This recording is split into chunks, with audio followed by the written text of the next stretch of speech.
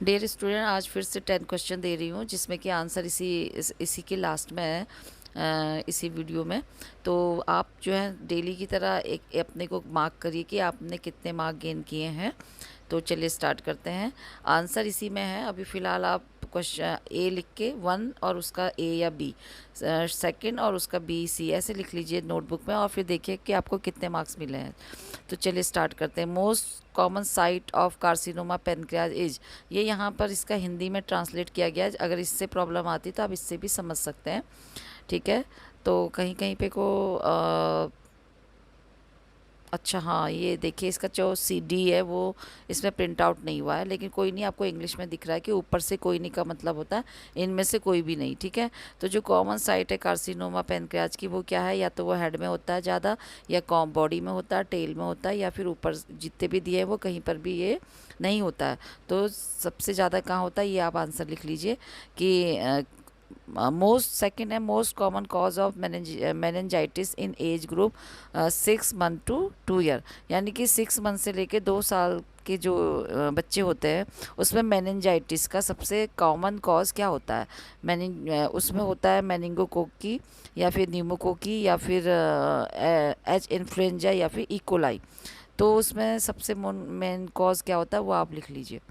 फिर उसके बाद है थर्ड वन कि which of the following drug is use for dilatation of pupil in children. तो जो बच्चे जो होते हैं उनमें इन वाली ड्रग में से कौन सी ड्रग ज़्यादा यूज़ की जाती है बच्चों की आई को डायलेट करने के लिए। तो एट्रोपिन है, या फिर है एट्रोपिन है, या फिर है ट्रोपिकामाइड है, या डेक्सामेथाजोन है, या फिर मिथासिन है। तो सबसे ज़्यादा कौन सी यूज़ की जाती है, नोट डाउन करिए। Then fourth, most common cause of aortic aneurysm. तो जो ऑर्टिक एनोरिज्म का जो मोस्ट कॉज है वो क्या है, ठीक है। उसमें है ट्रॉमा के वजह से होता है, या फिर मॉर्फिन सिंड्रोम के वजह से होता है, या एथेरोस्क्लेरोसिस के वजह से होता है, या सिफिलिस के वजह से होता है, ठीक है। और ऑर्टिक एनोरिज्म का मेन कारण क्या है वो आप बताइए। फिर है fifth question, in AIDS patient pneumonia cause due to. जो एड्स पेशेंट होते हैं अगर उनमें निमोनिया होता है तो उनका जो कॉज होता है वो क्या होता है। स्टेप्टोकोकस होता है, स्टेफाइलोकोकस होता है, या स्टेप्टोकोकस होता है, या नीमोसाइटिस कैरिनी होता है, या फिर है माइकोप्लाज्मा होता है। तो इनमें से कौन होता है वो आप नोट करिए। देन नेक्स्ट क्वेश्चन कि wait gain occur in all accept. इनमें से सभी में जो होता है वजन बढ़ता है केवल किसी एक को छोड़ के। तो वो होता है आपका इंसुलिनोमा होता है, या फिर स्टेरॉयड थेरेपी होता है, या कुशिंग सिंड्रोम होता है, और या फिर फिकोमोसाइटोमा होता है। तो क्या होता है, फिक्रोमोसाइटोमा के वजह से बढ़ता है, या इनके सबके मतलब में बढ़ता है। तो किस में बढ़ता है वो बता दीजिएगा।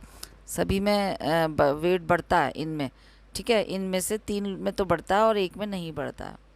किस में नहीं बढ़ता वो बताना है आपको। ब्रेक बोन फीवर इज़, अब इनमें से ब्रेक बोन फीवर, तो ये तो मैंने आंसर भी इसमें दे दिया, आप समझ गए होंगे कि टाइफॉइड फीवर, मैलिग्नेंट फीवर, या मलेरिया, या फिर डेंगू फीवर। ओके, आंसर तो आप समझ गए, फिर भी नोट कर लीजिए। Positive organism of diarrhoea in AIDS patient. जो एड्स पेशेंट होते हैं उसमें जो डायरिया का पॉजिटिव ऑर्गेनिज्म क्या होता है, रोटा वायरस होता है, या इकोलाई होता है, या फिर या फिर क्रिप्टो स्पोडियम होता है, या फिर स्ट्रेप्टोकोकस ऑरियस होता है। तो ये आप देख लीजिएगा।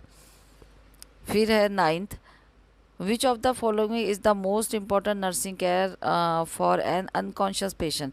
यानी कि जब कोई पेशेंट अनकॉन्शियस होता है तो उसको सबसे ज़्यादा केयर की कहाँ पे ज़रूरत होती, कौन सी एरिया का सबसे ज़्यादा केयर करने की ज़रूरत होती। इन चारों में से सबसे ज़्यादा उसको सर्कुलेशन में ज़रूरत होगी, या क्या करेंगे आप, सबसे पहले उसका सर्कुलेशन को मेंटेन करेंगे, या उसकी एयरवे को पेशेंट की मेंटेन करेंगे, ठीक है, जिससे कि वो सांस ले सके, या सर्कुलेशन में ब्लड सर्कुलेशन मेंटेन हो, या फिर उसके ब्रीदिंग पैटर्न को नॉर्मल करेंगे कि सांस ठीक तरीके से ले पाए उसकी जो चल रही है, या फिर उसकी प्रोवाइड स्किन केयर, या फिर उसको स्किन केयर का जो है वो देंगे अच्छी से। तो इनमें से क्या करेंगे आप वो बताइएगा, ठीक है।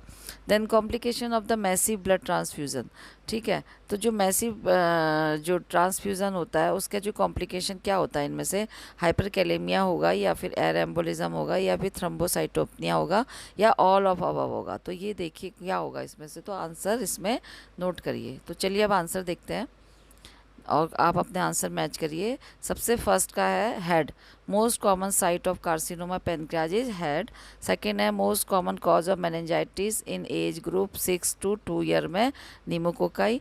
Then which of the following drug is use for dilatation of the pupil in children में, atropine.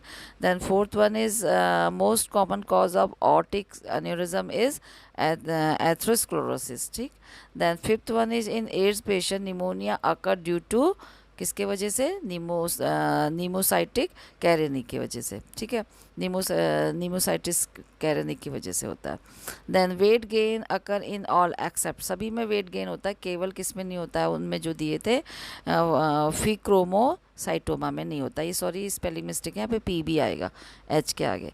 Break bone fever is, break bone fever क्या होता है, ब्रेक बोन फीवर होता है डेंगू फीवर, ठीक है। इसका आंसर है डी वाला, dengue. Causative organism of diarrhoea in AIDS patient, जो एड्स पेशेंट होते हैं उसमें जो डायरिया का जो मेन कॉज होता है, कॉजेटिव ऑर्गेनिज्म होता है वो क्या होता है, क्रिप्टोस्पोडियम, ठीक। Then ninth one, which of the following is the most important nursing care for an unconscious patient. कोई भी अनकॉन्शियस पेशेंट के लिए सबसे पहले उसका मेंटेन करेंगे एयरवे, ठीक है, टू मेंटेन पेशेंट एयरवे, ठीक है।